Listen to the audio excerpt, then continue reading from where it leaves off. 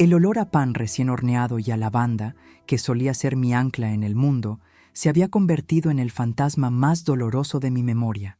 Un recuerdo agridulce de un hogar que yo mismo había dinamitado. Mi nombre es Gabriel, y mi historia es la de un hijo pródigo, pero con un giro mucho más oscuro y complicado que el relato bíblico.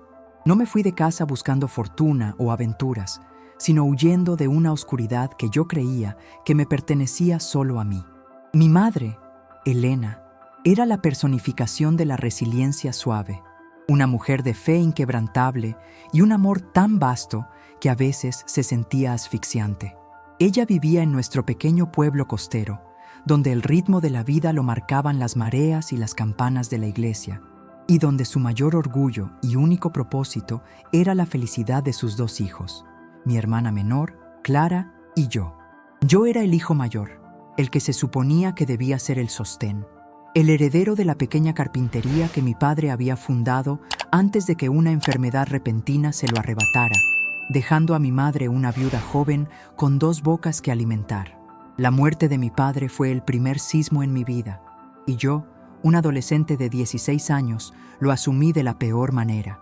Mi madre encontró consuelo en su fe, susurrando oraciones mientras cocía o amasaba el pan, convencida de que su esposo estaba en un lugar mejor y que Dios proveería. Yo, por el contrario, abracé el resentimiento. Vi la partida de mi padre como una traición cósmica, una prueba de que la vida era una broma cruel, y comencé a rechazar todo lo que me recordaba a la felicidad perdida, la carpintería, la iglesia y el amor incondicional de mi madre. Mi adolescencia fue un torbellino de decisiones erráticas y rebeldía silenciosa. Empecé a juntarme con gente que veía el mundo con la misma amargura que yo, jóvenes sin rumbo que encontraban placer en desafiar las normas y en el olvido químico de las noches sin fin. Mi madre siempre intentó entenderme. Sus ojos, a menudo húmedos, me miraban con una mezcla de preocupación y una paciencia que yo confundía con debilidad. Nunca levantó la voz, nunca me castigó con dureza. Sus reprimendas eran siempre susurros cargados de decepción que me herían más que cualquier grito. «Gabriel», me decía, con las manos temblorosas aferradas a mi brazo, «estás buscando consuelo en los lugares equivocados. Tu padre te amaba, y yo te amo más que a mi propia vida. Solo vuelve, por favor, solo vuelve al camino». Pero yo no quería volver. El camino que ella me ofrecía era demasiado estrecho, demasiado luminoso. Yo me sentía más cómodo en las sombras de mi propia desesperación. La situación se deterioró hasta la noche de mi 20º cumpleaños.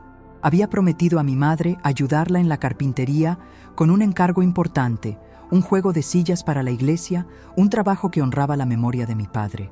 Pero en lugar de eso, me fui de fiesta. Volví a casa al amanecer, con los ojos inyectados en sangre, tambaleándome, y con el rostro de mi madre esperándome en el umbral, iluminada por la luz grisácea del amanecer. En sus manos sostenía un trozo de madera roto, parte de las sillas del encargo que mi hermana, Clara, había intentado terminar por mí, para cubrir mi ausencia, solo para arruinarlo en el intento. La tensión en la casa era insoportable. Mi madre no me gritó por el destrozo, ni por mi embriaguez. Simplemente me miró con un dolor tan profundo que se sintió como una puñalada helada. «Ya no te reconozco, hijo», dijo con la voz apenas un hilo. Y esa frase, esa simple verdad, fue mi punto de quiebre. En lugar de disculparme, exploté. Le grité cosas horribles, cosas que el resentimiento había estado gestando por años, culpándola por mi padre, culpándola por su fe, culpándola por su amor asfixiante. Le dije que odiaba el pueblo, la carpintería y en un acto de crueldad irreparable que la odiaba a ella. El silencio que siguió a mi arrebato fue el más pesado que jamás había experimentado. Mi hermana Clara, que había estado escuchando desde la cocina, se echó a llorar desconsoladamente. Mi madre no derramó una lágrima. Solo cerró los ojos por un instante y cuando los abrió, la luz en ellos se había extinguido. «Vete, Gabriel», dijo. «No fue un castigo, fue un permiso, una liberación terrible. Si tu único camino es la oscuridad, no la traigas a esta casa. Vete». Recogí lo poco que tenía, sin mirar atrás, sin despedirme de mi hermana, sin siquiera ver a mi madre.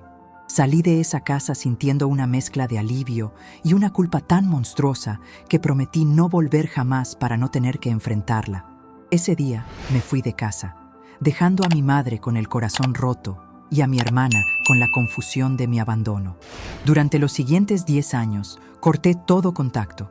Me fui a una gran ciudad, me sumergí en un trabajo duro que me permitía evadir mis pensamientos y me casé con la soledad. A veces, la culpa me impulsaba a levantar el teléfono, pero la vergüenza era un muro demasiado alto para escalar. Sabía que cada día que pasaba, mi madre lloraba, no solo por mi ausencia, sino por la crueldad de mis últimas palabras. Y yo seguía castigándome con el exilio, convencido de que no merecía su perdón, ni la luz de su hogar. Mi vida en la ciudad se convirtió en una rutina de supervivencia, un intento constante de construir una nueva identidad lejos de mi pasado, pero la sombra de mi madre y mi hermana me seguía. Los inviernos eran especialmente duros, porque recordaba la calidez de la cocina de mi madre.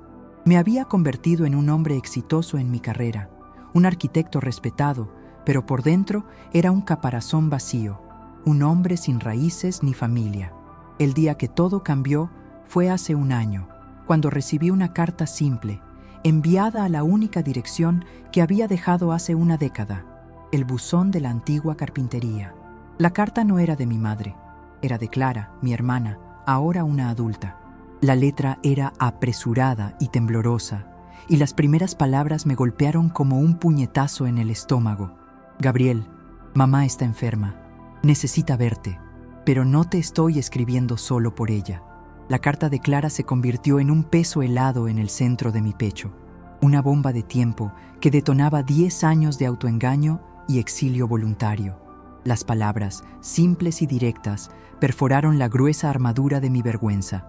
Gabriel, mamá está enferma, necesita verte, pero no te estoy escribiendo solo por ella. Yo también te necesito. El último renglón fue lo que me hizo temblar de verdad. Yo había justificado mi ausencia pensando que mi madre era la única víctima, pero había olvidado el daño colateral, el abandono de mi hermana menor, que ahora era una mujer que me pedía ayuda. La noticia de la enfermedad de mi madre era el catalizador, la excusa que mi cobardía necesitaba para romper el juramento de no volver. Me había convencido de que mi madre me odiaba y que su llanto era la prueba de mi imperdonable maldad, pero una parte de mí, la parte infantil y desesperada, se aferraba a la esperanza de que, incluso después de todo lo que le dije, el vínculo de la sangre aún resistiría. Dejé mi vida en la ciudad en un caos. Cancelé citas de trabajo, ignoré llamadas y me subí a un tren con destino al pueblo costero. El viaje fue una tortura. Cada kilómetro que me acercaba a casa era un paso hacia el juicio final que temía. Repasé una y otra vez la escena de mi partida.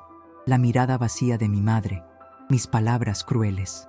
10 años de silencio habían hecho de esa memoria un monstruo. Me imaginaba su recibimiento, una puerta cerrada, un rechazo justificado o peor aún, un perdón frío y distante. Cuando el tren finalmente se detuvo y bajé a la plataforma, el aire salado y familiar del Atlántico me golpeó, llevándome de vuelta a mi infancia. Todo parecía más pequeño, más lento y, paradójicamente, más real que la vida frenética que había llevado en la ciudad. El camino a casa fue a pie. Necesitaba ese tiempo, ese ritual de retorno. Pasé por la vieja iglesia, cuyas campanas habían marcado el ritmo de mi niñez, y por la panadería, donde el olor a lavanda y pan aún se filtraba por las rendijas de la puerta. Al doblar la esquina, vi nuestra casa, con la fachada de madera gastada por el tiempo, y justo al lado, la carpintería de mi padre. El corazón me latió con una furia incontrolable. Vi una figura en el porche, una mujer con el cabello recogido y la espalda encorvada. Era Clara. Se había quedado en el pueblo, manteniendo la casa y presumiblemente cuidando de nuestra madre. Me acerqué lentamente. Cuando Clara se giró y me vio, su reacción no fue de alegría o de alivio, sino de una profunda tristeza. Sus ojos se llenaron de lágrimas, pero se mantuvo firme. Corrió hacia mí y me abrazó con una fuerza desesperada, un abrazo que contenía todos los años perdidos. «Volviste», susurró con la voz rota. «Finalmente volviste». Le pregunté inmediatamente por nuestra madre, por su enfermedad. Clara me llevó a la casa y fue entonces cuando me di cuenta de que la verdad era mucho más compleja y mucho más devastadora de lo que me había atrevido a imaginar. Gabriel, tienes que entender algo. Mamá ha llorado por ti por años. Literalmente, ha llorado, me dijo Clara mientras entrábamos en la cocina, un lugar que de repente se sentía ajeno y sagrado. Cuando te fuiste, ella se rompió. No fue la enfermedad lo que la derribó, fue la pena, pero no la pena que tú imaginas. Me explicó que después de mi partida, mi madre se había sumido en una depresión profunda. El dolor de mis últimas palabras, te odio, la había consumido. Intentó seguir adelante, mantuvo la carpintería de mi padre en funcionamiento con la ayuda de Clara, pero su espíritu se había marchitado. Las vecinas del pueblo, con su crueldad bien intencionada, siempre le preguntaban por mí, y ella, para evitar el dolor de la verdad, inventaba excusas, diciendo que yo estaba estudiando en el extranjero, que era un arquitecto famoso y muy ocupado. Cada mentira era un cuchillo que se clavaba ella misma, y cada mentira terminaba en lágrimas silenciosas cuando estaba sola. Pero lo que Clara me reveló a continuación fue la reviravolta que cambiaría mi comprensión de mi madre y de mi propia culpa. La enfermedad, Gabriel, no es cáncer ni una dolencia terminal, me dijo Clara, sus ojos fijos en los míos. Mamá ha perdido la vista. Está casi completamente ciega. Los médicos dicen que fue un daño gradual, relacionado con el estrés crónico. La tensión y el llanto constante de todos estos años le han destruido los nervios ópticos. Mamá se quedó ciega por llorar por ti. Esa revelación fue un golpe físico. Yo me había imaginado a mi madre sufriendo emocionalmente por mi abandono, pero la verdad era que su sufrimiento se había manifestado físicamente de la manera más cruel.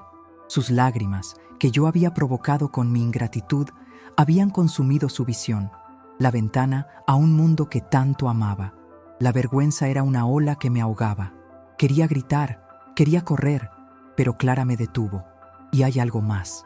Cuando su vista comenzó a fallar hace unos meses, antes de volverse casi completamente ciega, ella hizo algo. Estaba desesperada por verte una última vez, por guardarse tu imagen en la memoria.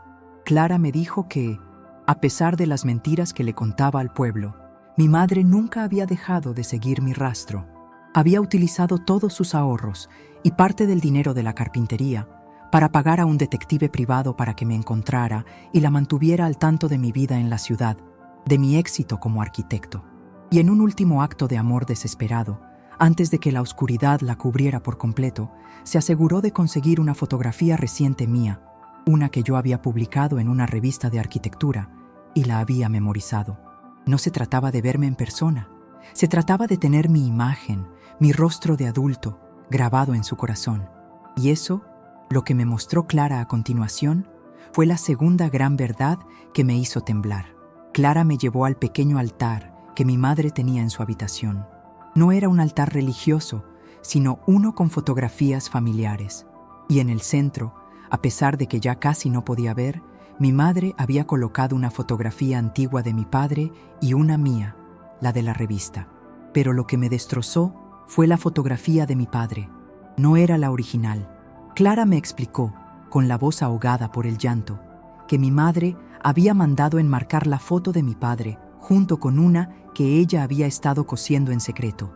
Un pequeño bordado en un pañuelo de lino. Un pañuelo que ella había estado usando para secar sus lágrimas durante años. Me mostró el pañuelo en la mesita de noche. El lino estaba desgastado, casi desintegrándose en ciertos puntos, con el olor persistente a sal y tristeza. En él, mi madre había bordado una pequeña figura, la figura de un hijo regresando a casa, con los brazos abiertos. Yo me había ido de casa creyendo que mi madre lloraba de decepción, de ira, pero Clara me hizo entender que mi madre lloraba de amor y anhelo. Sus lágrimas habían destruido su vista, pero no su fe en mi retorno. Estaba a punto de enfrentar a la mujer que había sacrificado su visión por el dolor de mi ausencia y que, a pesar de mis palabras de odio, había mantenido sus brazos abiertos, bordando el perdón en un pañuelo de lágrimas. El impacto de la verdad, la ceguera de mi madre, como consecuencia directa de años de llanto por mi ausencia y el bordado silencioso del perdón en su pañuelo, me dejó paralizado, un monumento a la culpa y la revelación. Yo había creído ser el castigador, el que imponía el dolor con su abandono, pero en realidad había sido mi madre quien había llevado la carga del sufrimiento, transmutándolo en una pérdida física irreparable. Me acerqué al bordado, sintiendo el hilo áspero bajo mis dedos. Era una obra simple, casi infantil, pero cargada de una elocuencia emocional que superaba cualquier poema. El pequeño hijo, con los brazos extendidos, no estaba arrodillado pidiendo perdón, estaba siendo acogido. Comprendí entonces que las lágrimas de mi madre no eran de resentimiento, sino la expresión física de un amor incondicional que se negaba a marchitarse. Clara, al verme al borde del colapso, me tomó del brazo y me guió hacia la habitación contigua. Ella está dormida, Gabriel. Ha estado débil, pero debes verla. Cruzar el umbral fue la parte más difícil. La habitación de mi madre olía a sol y a medicinas suaves, un contraste con el aire cargado de resentimiento que yo había dejado 10 años atrás. Ella estaba en la cama, pequeña y frágil. Su cabello, que yo recordaba castaño, ahora estaba salpicado de plata. Sus manos, las que habían amasado pan y reparado muebles, reposaban sobre la colcha. Sus ojos estaban cerrados, como si estuviera sumida en un sueño profundo. Pero al acercarme, noté una línea de tensión alrededor de su boca, un rastro de dolor incluso en el descanso. Me senté en el borde de la cama y el crujido de la madera pareció romper el silencio. Ella se sobresaltó ligeramente y abrió los ojos. No había luz en ellos, solo una negrura lechosa que me confrontó con la magnitud de su pérdida. Ella no podía verme, no podía confirmar mi regreso con el sentido que tanto había deseado preservar con mi fotografía. Esa realidad me golpeó con la fuerza de una ola. «Clara, ¿eres tú?», preguntó su voz, baja y quebradiza, pero inconfundiblemente la de mi madre. «Sí, mamá, soy yo», respondió Clara, su voz apenas un susurro de apoyo. Yo no podía hablar, la culpa me había atragantado. Mi madre se incorporó un poco, buscando algo en el aire con sus manos. Yo estiré mi mano, y ella la encontró. El contacto fue un choque eléctrico. Sus dedos se aferraron a los míos, examinando la textura, la forma. Yo no necesitaba decir nada. Ella lo supo. Su fe, esa convicción silenciosa que yo había despreciado, había cumplido su promesa. «Gabriel», susurró, y esta vez el nombre no fue una pregunta, sino una certeza absoluta. No hubo reproche, no hubo lamento, no hubo un solo rastro de la ira que yo merecía. Solo la simple y devastadora verdad de una madre que reconoce a su hijo perdido. Y entonces, las lágrimas que ella había derramado en la soledad durante una década, las lágrimas que le habían quitado la vista, se desbordaron de sus ojos ciegos. Pero esta vez no eran lágrimas de pena, sino de puro alivio. «Regresaste», repitió, y su voz se quebró. Yo caí de rodillas junto a la cama, mi rostro escondido en la colcha, incapaz de soportar la magnitud de su perdón incondicional. Finalmente, las palabras salieron de mí, ahogadas por el llanto. «Mamá, lo siento tanto. Te dije que te odiaba, te abandoné. Yo causé esto, tu ceguera». Esperaba un grito, una negación furiosa, una justificación de su dolor, pero ella solo me acarició el cabello, ese gesto simple y protector de mi infancia. «Shh, mi amor», me interrumpió, su voz impregnada de una ternura que me destrozó el alma. «No digas eso, no busques culpas donde solo hay amor. Yo lloré, sí, pero no de odio. Lloré porque te fuiste con la oscuridad en el corazón. Lloré por el dolor que te había provocado el mundo y por no haber podido detener tu huida. Cada lágrima era una oración por tu regreso. Perder la vista», dijo, y aquí venía la reviravolta más profunda de su fe. «Es solo un precio pequeño a pagar, si me permite sentir el calor de tus manos de nuevo. Nunca me fui de aquí. Estaba aquí, esperándote. El lino me lo cosía en la mano, y el corazón me decía que tenía que bordar el abrazo, no el reproche, porque sabía que volverías. Mi fe nunca fue en vano».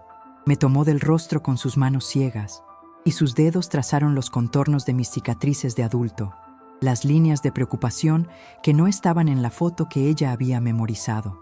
No te veo, Gabriel, me dijo con una serenidad asombrosa, pero puedo sentirte, y sentirte es mejor que verte.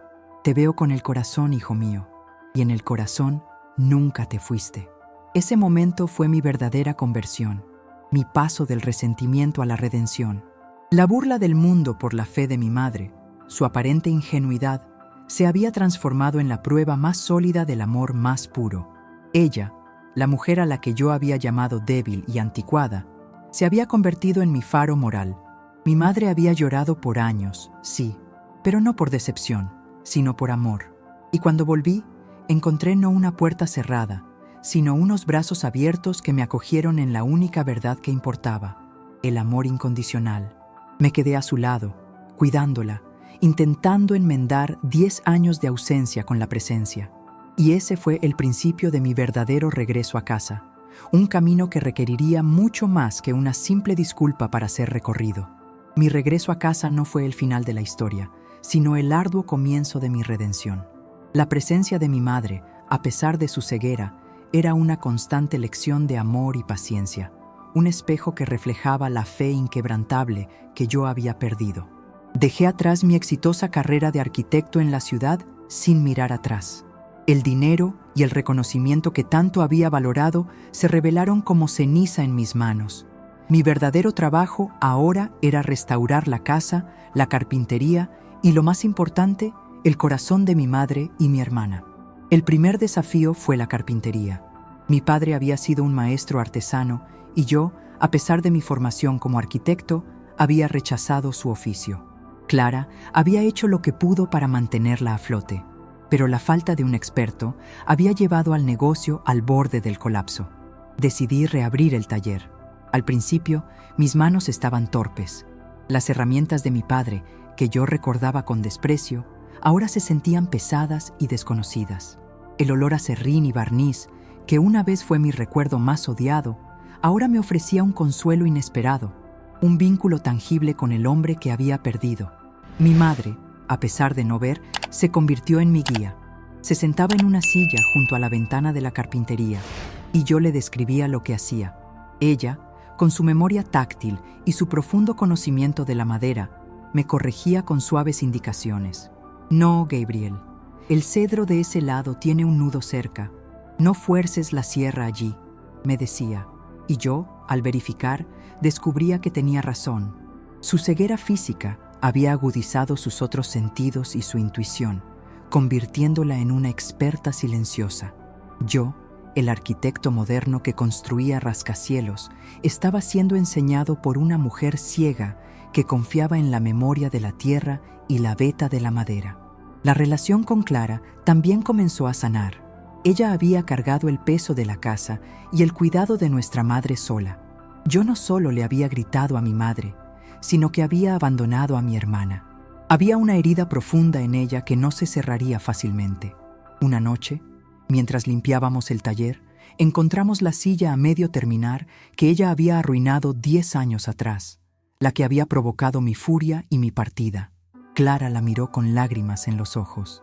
Intenté ayudarte, Gabriel. No quería que mamá viera lo irresponsable que eras.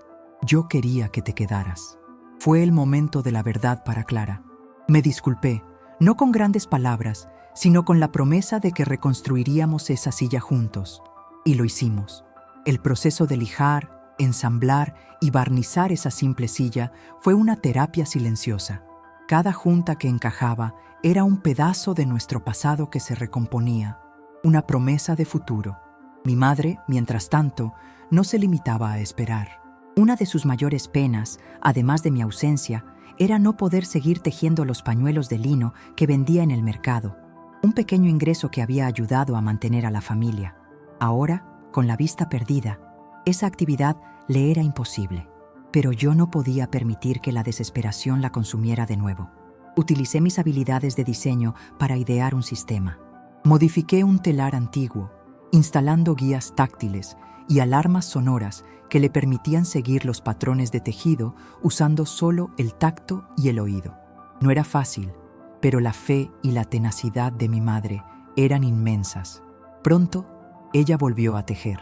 El primer pañuelo que terminó, me lo dio. Estaba tejido con una perfección sorprendente y llevaba bordado, con un hilo diferente, un pequeño faro, una luz de guía. La historia de la mujer que había perdido la vista por llorar por su hijo y de su regreso comenzó a circular por el pueblo. La gente que se había reído de mi madre por su ingenuidad al creer que yo volvería, o que la había juzgado por ocultar la verdad de mi abandono, ahora se acercaba con un respeto reverencial. Venían a la carpintería, no solo a comprar muebles, sino a ver a la mujer ciega que tejía con una precisión asombrosa. Su fe ya no era objeto de burla. Se había convertido en un milagro de resiliencia humana. Un día, recibí una oferta de mi antiguo socio en la ciudad. Me propuso volver, ofreciéndome una asociación y una fortuna. Era tentador. Me prometía la vida de éxito que había abandonado. Fui a la cama de mi madre y le conté la oferta. Ella escuchó con calma, sus dedos acariciando el borde del pañuelo que había bordado. «Tu talento es grande, Gabriel», me dijo. «Pero, ¿tu corazón está allí? El éxito que encuentras aquí no es solo con el dinero, es la paz que tienes al arreglar lo que rompiste. Puedes irte, hijo mío, pero si vas, vete sin la culpa. Ve en paz, porque sabes que tu madre te perdona, incluso si el mundo te paga el triple». Sus palabras fueron la prueba final. Me di cuenta de que mi verdadero éxito no estaba en los rascacielos que podía diseñar, sino en la restauración de mi propia alma y el corazón de mi familia. Rechacé la oferta. Me quedé en el pueblo, en la carpintería, en el olor a serrín y lavanda. El hijo pródigo había regresado, no para ser servido, sino para servir. Y en ese servicio, en la reparación de cada silla, en el cuidado de mi madre ciega y en la reconstrucción de mi relación con Clara, encontré un sentido de plenitud que el mundo nunca podría haberme dado. Mi madre había llorado por años, y cuando volví, el mundo vio cómo sus brazos abiertos no solo me acogieron, sino que me hicieron un hombre mejor, un hombre de fe renovada, demostrando que la fe de una madre es la fuerza más poderosa y sanadora del universo. La decisión de rechazar la oferta de mi antiguo socio y quedarme en el pueblo marcó la consolidación de mi nueva vida, una existencia tejida con hilos de arrepentimiento, servicio y un amor redentor. El pueblo, que había sido el escenario de mi vergüenza y mi huida, se convirtió en el santuario de mi sanación. La carpintería, renombrada El Faro, en honor al pañuelo bordado de mi madre, no solo se recuperó, sino que floreció. Mi formación como arquitecto no fue en vano. La combiné con la maestría artesanal de mi padre para diseñar muebles que eran a la vez funcionales y obras de arte, incorporando la filosofía de mi madre sobre la madera y sus advertencias. Ella, sentada en su rincón, era la consultora silenciosa, la fuente de la verdad que la madera intentaba comunicar. Mi relación con Clara se fortaleció hasta convertirse en un pilar inquebrantable. Ella había pospuesto su propia vida para cuidar a nuestra madre, y ahora yo sentía la obligación de asegurarme de que ella también encontrara su camino. Clara siempre había tenido un talento especial para las finanzas y la administración, habilidades que había subestimado.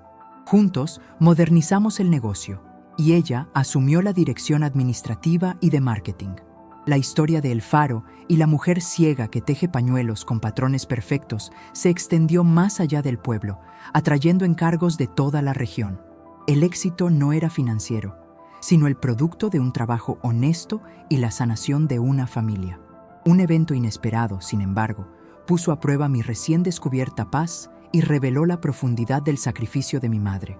Un día, mientras Clara y yo revisábamos documentos antiguos de la carpintería, encontramos una carpeta marcada con la letra de mi padre. Dentro había planos de una casa que él había estado diseñando para mi madre, un regalo que nunca pudo darle. Los planos eran hermosos, pero incompletos. Al mostrárselos a mi madre, ella, con sus manos ciegas, trazó las líneas en el papel y una sonrisa nostálgica iluminó su rostro. Tu padre era un artista. Siempre quiso construirnos un hogar donde el sol se sintiera de cierta manera, donde la luz del atardecer tocara el suelo de un modo especial. Pero el tiempo no le alcanzó. Yo, el arquitecto, vi una oportunidad para reparar no solo el daño que había hecho, sino también el dolor que la vida había infligido a mi madre. Decidí que construiría esa casa. Sería un proyecto personal, una dedicación de mi tiempo y mi amor. Clara y yo comenzamos a trabajar en secreto, comprando el terreno adyacente a la carpintería, que siempre había sido un sueño de mis padres. Usé mis habilidades de diseño, pero las pasé por el filtro de la sabiduría de mi madre. Consulté sus pañuelos bordados, buscando los patrones y las formas que ella inconscientemente tejía, y encontré en ellos un lenguaje de la luz y el espacio. La casa se convertiría en un testamento a la fe y la luz de una mujer que había perdido la vista. El proceso de construcción fue una catarsis. Cada pared levantada, cada viga colocada, era una disculpa tangible. Le preguntaba a mi madre detalles sobre cómo se sentía el viento o el sonido de las olas, y diseñaba los espacios para maximizar esos otros sentidos. El jardín, por ejemplo, lo llené con plantas aromáticas y fuentes de agua que le proporcionarían una sinfonía táctil y olfativa. La casa se convirtió en una manifestación de su amor, diseñada para ser vista, o más bien sentida, por un corazón ciego. En medio de la construcción, recibí una visita inesperada. Era una mujer, una amiga de mi madre de la infancia, que había vivido fuera del pueblo durante años. Vino a la carpintería y al verme trabajando, se sentó con mi madre para conversar. En el transcurso de la conversación, la mujer, sin saber el profundo secreto que Clara y yo habíamos guardado, soltó una verdad que me heló la sangre. Elena, querida, estoy tan feliz de que Gabriel haya vuelto. Siempre admiré tu fortaleza. Recuerdo cuando te quedaste completamente sola, sin dinero, después de la muerte de tu esposo y la partida de tu hijo. Tuviste que vender el anillo de bodas de tu abuela, ¿recuerdas? El que te daba tanta suerte, para pagar la hipoteca. Me dijiste que un día, si Gabriel volvía, le contarías que vendiste el anillo, no la casa, para que supiera que el hogar siempre estaría aquí. Clara y yo nos miramos con horror. El anillo. Ese anillo era una reliquia familiar que mi madre atesoraba, un símbolo de su linaje y su amor. Ella no solo había perdido su vista y cargado con el dolor de mi abandono, sino que había sacrificado su posesión más preciada para asegurar que yo tuviera un lugar al que volver. Ella no me había dicho la verdad de su lucha.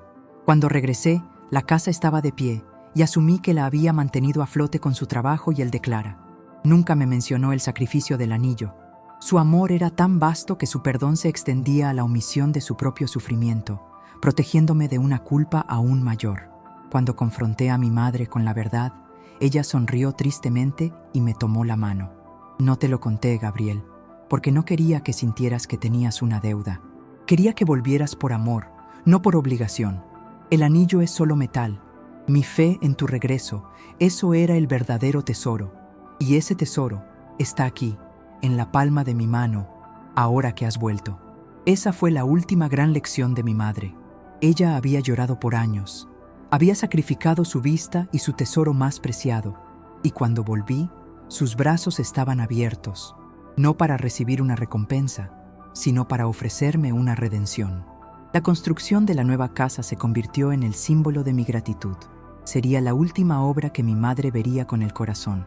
La casa de mis padres, la que yo reconstruía con Clara en secreto, se convirtió en el punto culminante de nuestra sanación familiar. Cada clavo, cada tablón, representaba un paso hacia la reparación del daño que yo había infligido. El conocimiento del sacrificio del anillo, sumado a la ceguera provocada por sus lágrimas, me dio una motivación trascendental. Esta casa no sería solo una estructura, sino un monumento al amor incondicional y la fe que mi madre encarnaba. Trabajé día y noche, guiado por la visión de mi madre, incorporando los principios de diseño para personas con discapacidad visual, maximizando la experiencia táctil, olfativa y auditiva. El día que la casa estuvo lista fue un día de celebración tranquila. Llevamos a mi madre, vendada con el pretexto de que era una sorpresa especial, al nuevo hogar. Cuando le quitamos la venda, ella, por supuesto, no pudo ver las paredes ni el color de las cortinas, pero su reacción fue mucho más profunda. A medida que la guiaba por el espacio, ella tocaba las texturas, sentía la diferencia en la temperatura del aire escuchaba cómo el eco se disipaba de una manera específica, diseñada para ella. Al entrar en el jardín, el sonido de la fuente de agua y el aroma a lavanda y jazmín la hicieron detenerse. Se llevó las manos al rostro y por un momento pensé que lloraría de nuevo, pero esta vez su rostro se iluminó con una paz radiante. «Lo siento, Gabriel», susurró, «pero no puedo ver. Pero siento la luz. Siento como el sol entra justo como tu padre quería. Siento el amor en cada rincón. Esta es la casa que Dios le prometió a tu padre, y tú, mi hijo, has cumplido esa promesa». Su fe, su inquebrantable creencia en la bondad y en el retorno de lo que se había perdido, se había manifestado en ladrillo y madera. Su ceguera no le impidió ver el hogar en su forma más pura. El acto final de mi redención ocurrió durante la cena inaugural en la nueva casa. Estábamos Clara, mi madre y yo. Yo había encontrado un joyero local que, utilizando descripciones detalladas del anillo de bodas ancestral que mi madre había vendido, había recreado una réplica exacta. Después de la cena, me arrodillé junto a mi madre, tal como lo había hecho en el hospital, y le entregué la pequeña caja de terciopelo. Ella, con la curiosidad de una niña, abrió la caja y sus dedos palparon el frío metal y la gema. Su respiración se detuvo. «¿Qué es esto, Gabriel?», preguntó, su voz temblando. «Es una réplica», dije, la voz apenas un hilo, «del anillo de la abuela, el que vendiste para que yo pudiera tener un hogar al que volver. No es el original, pero es mi promesa, mamá. Mi promesa de que tu sacrificio nunca será olvidado. Me has enseñado que el amor es el verdadero tesoro. Y este anillo, es un recordatorio de tu fe incondicional». Mi madre se echó a llorar de nuevo, pero estas lágrimas eran de una alegría tan desbordante que llenaron la habitación de una luz que superaba cualquier visión. Se colocó el anillo en el dedo y me abrazó con una fuerza que desmentía su fragilidad. «Gracias, hijo, pero no lo necesito. Te tengo a ti». Mi fe nunca fue en el metal, sino en el corazón que un día regresaría. Y mira, no solo regresaste a mí, sino que trajiste a casa el corazón de tu padre en estas paredes. Maximiliano Costa, el arquitecto de la ciudad que se había burlado de la fe de su madre, se había ido. En su lugar estaba Gabriel, el carpintero, el hijo que finalmente había entendido que el amor verdadero no se mide por la posesión, sino por el sacrificio y el perdón. Mi madre lloró por años, pero esas lágrimas sembraron una cosecha de fe que, al final, me salvó del vacío de una vida sin raíces. Su ceguera fue el precio de su amor, pero a cambio, ella me dio la visión de mi propia alma. Y cuando volví, encontré sus brazos abiertos, un refugio de paz que me demostró que el amor de una madre es la única fuerza en el universo que puede transformar el odio en redención y la oscuridad en la luz de un hogar. La historia de mi madre, la mujer que lloró por años, se convirtió en el faro de mi vida, un testimonio silencioso de que, no importa cuán lejos huyas, el camino de regreso al hogar siempre estará iluminado por la fe inquebrantable de una madre.